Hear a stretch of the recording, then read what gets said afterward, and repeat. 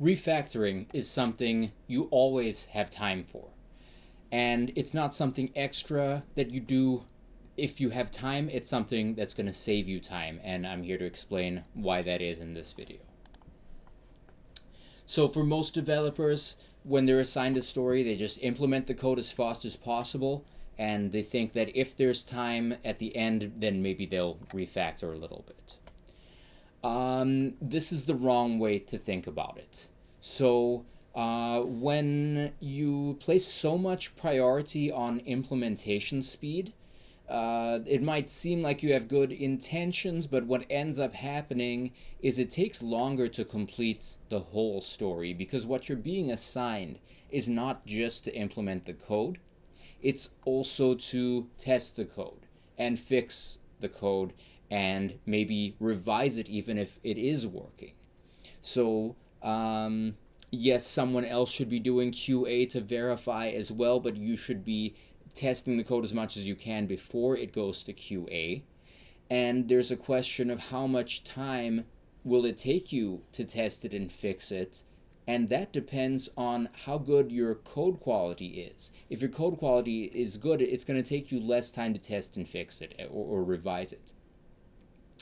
And the way that you achieve that good code quality is refactoring. And I'm going to explain how to do that in this video.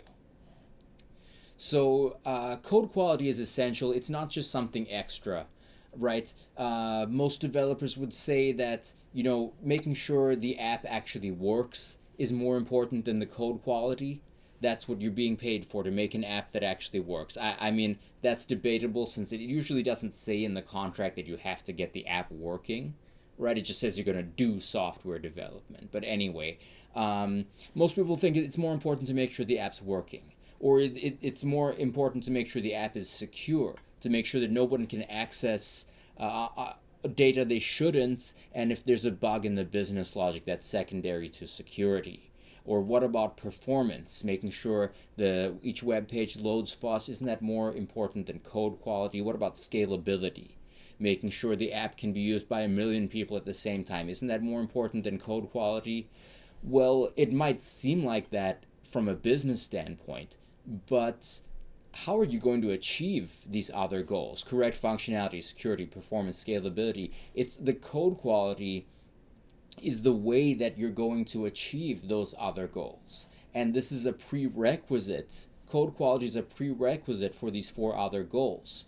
When as I said in the previous slide, if the code quality is not good, that can make it more difficult to test. You're making it more difficult to confirm that the app has the correct functionality. And same thing for all these other things. If your code quality is good, you should be able to see beforehand where there's going to be a security issue or where there's going to be a performance issue. If there's a database call inside of a loop, it should be easy to tell if your code quality is good. If that database call is happening inside of a loop where the loop is 10 levels up the call stack from where the database call is happening, then that can be difficult to tell, and that's how you get poor performance because of the poor code quality. So now I'm going to get into what is code quality, right?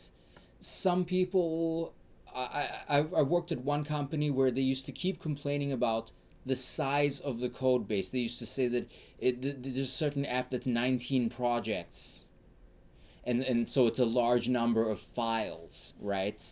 And a lot of people want to reduce the number of files in their project, or they want to reduce the number of functions in each file. And then what might be even worse than that is just kind of trying to avoid language features that you don't understand, whether that be virtual functions, bit manipulation, ternary if statements, or returning from void functions. These are the 4 most common concepts that I've seen developers, even with decades of experience, who don't understand these things. And it's easier to just look these things up rather than trying to avoid these functions. And all of these things, if you're doing any of these things, that's not what code quality is, and you have the wrong idea of what good quality code is. And My definition of code quality is not just my opinion. The definition of code quality comes from cyclomatic complexity. This is a well accepted computer science concept, and it's a way to measure how complex your code is. And it's not a measure of how complex the requirements are, right? These two things can be unrelated to each other.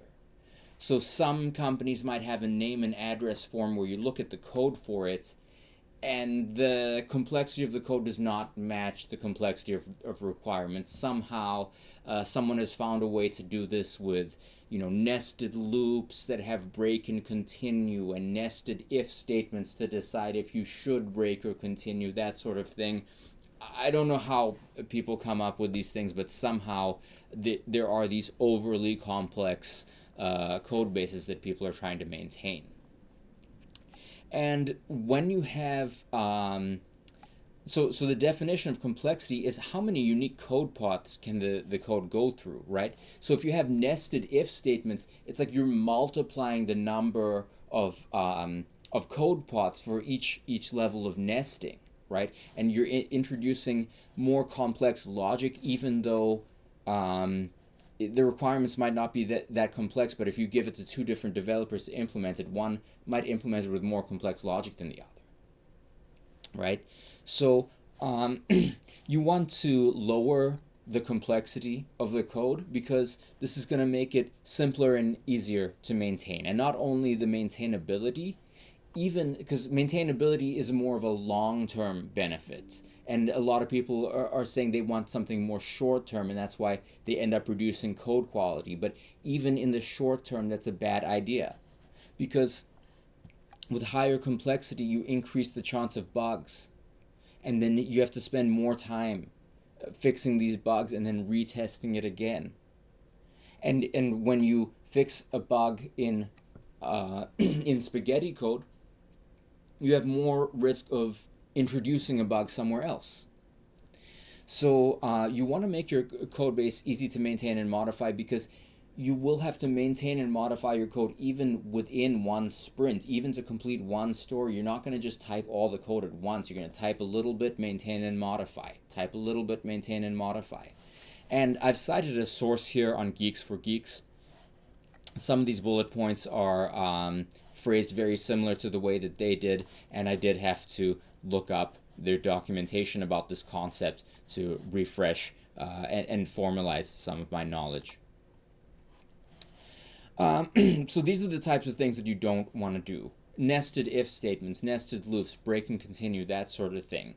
And what's more common than that is just having these long functions where you just try to do everything in one function, right? First you're going to authenticate, then you're going to authorize, and that could be field level authorization. So when you get into the validation logic, for each field that has a validation rule, it might be like you go check, is it a regular user, is it a manager? Then you have a nested if statement to check, did they meet validation rule 1, did they meet validation rule 2, and you've got duplicate code for let's say a validation rule like min length applies to both the user and manager. Then you go implement duplicate code, right? So then let's say you have some tiny bug in the min length functionality. Now you have to go test it twice, verify twice, right?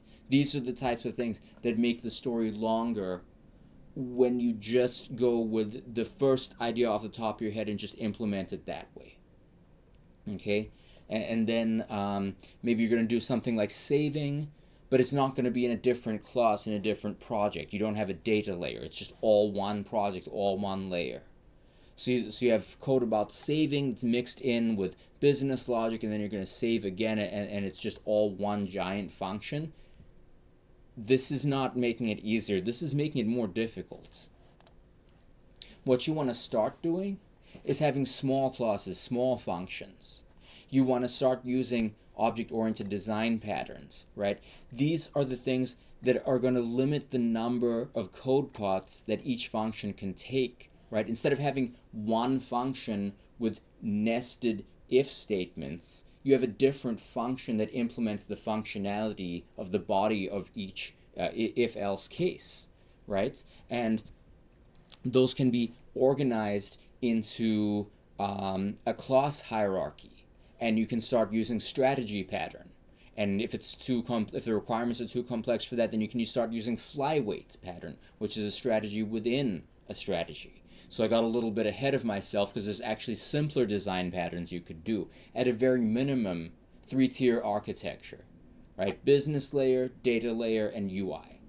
So whether you want to call that model view controller, or whether you want to do model view model, all these different things are, you're talking about minor details at that point. As long as you have three-tier architecture, as long as business layer, data layer, and UI are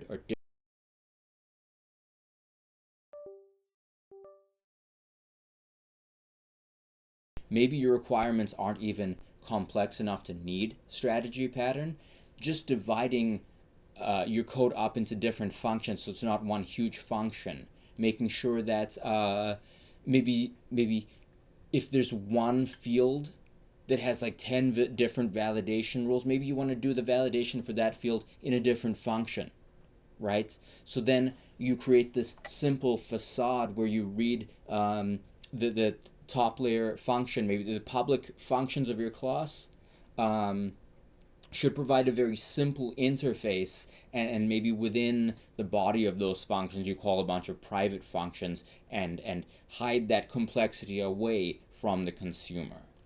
And you want to limit the number of code pods each function has. So yeah, nested if, break, continue, that sort of thing, and try to avoid that. Just break it up into different functions and realize that complexity is different from size, right? So when you have a small number of files, people seem to think that that's a small code base and it's easier to navigate. No, it's not. Because the only way you're going to get that small number of files is if you have these really long functions with all the nested if statements and stuff like that. It makes it harder to navigate. It means that when you modify, there's greater chance of introducing bugs in a different part of the app. Dividing your code into smaller functions makes it easier to test and fix, and you will have to test and fix. You're not going to get it perfect on the first try. You probably won't even get it complete on the first try. It's probably going to be first implement happy path, then implement each individual special case separately. Refactoring is something that saves you time, right? Your job is not just to implement the code. You're going to have to implement, refactor, test, fix, and then release. So notice that refactoring is not something extra at the end. Refactoring happens before you test it, because you need to reduce the number of code pods. When you do that, you reduce the number of test cases, and it's less to think about at one time. This makes it easier to verify the app is working. You can be more confident that the app is working. And not only that, you can get the story done faster, because it's not just the implementation. You're talking about the total time to test, not only code it, but also test it and fix it, and that's going to be less if you refactor before you test. So that's it for today. Remember that refactoring is essential to creating the app. It's not something extra you do at the end. And one developer asked me how I get management on board with refactoring, and I said I don't really mention it to them. As far as they know, that's just part of the normal development process, because that's the truth. You should be refactoring before you test it. So it is just part of the implementation, essentially. And then when you're not doing so many different test cases, it's much easier to verify that it is working, and your total time to complete the story is less. Remember to subscribe, comment, follow, and share. That's it for today. See you later.